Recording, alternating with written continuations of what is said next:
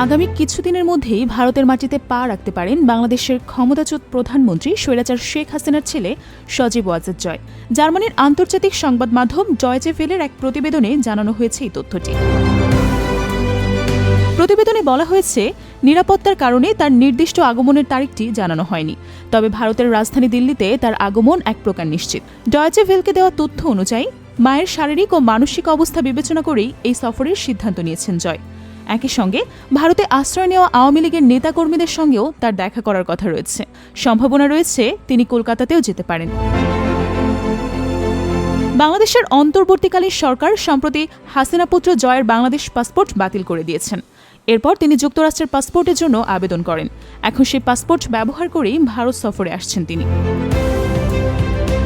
এর আগে চলতি বছর ছাত্র জনতার গণ অভ্যুত্থানে ৫ অগাস্টে ঢাকা ছেড়ে পালিয়ে যান শেখ হাসিনা। একটি বিশেষ বিমানে করে দিল্লিতে আশ্রয় নেন তিনি।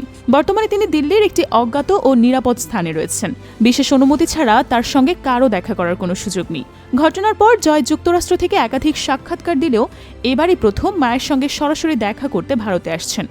জয় এই সফরে একটি সংবাদ সম্মেলনও করতে পারেন বলে জানা গেছে।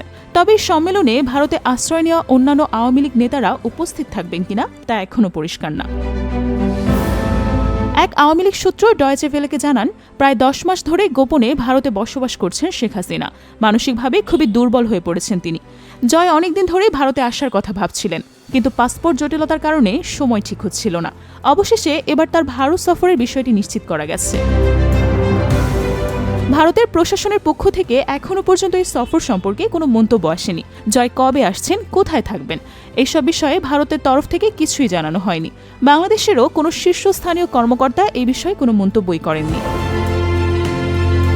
বর্তমান বাংলাদেশের রাজনৈতিক ইতিহাসে এক গুরুত্বপূর্ণ বাঁকে দাঁড়িয়ে সজীব ওয়াজেদ জয়ের এই সফর।